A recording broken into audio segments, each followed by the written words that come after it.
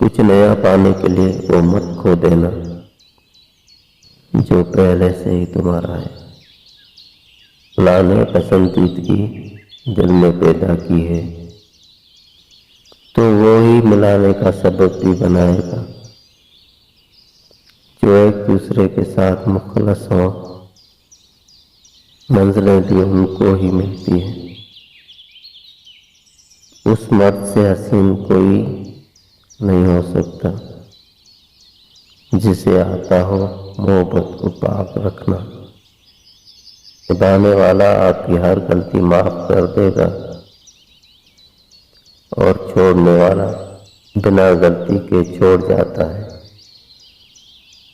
इश्क वो नहीं जो तुझे मेरा कर दे, इश्क वो है जो तुझे किसी और का ना होने दे। कोशिश करें कि बिना मतलब के अच्छे बने। मतलब के लिए तो सभी अच्छे बनते हैं।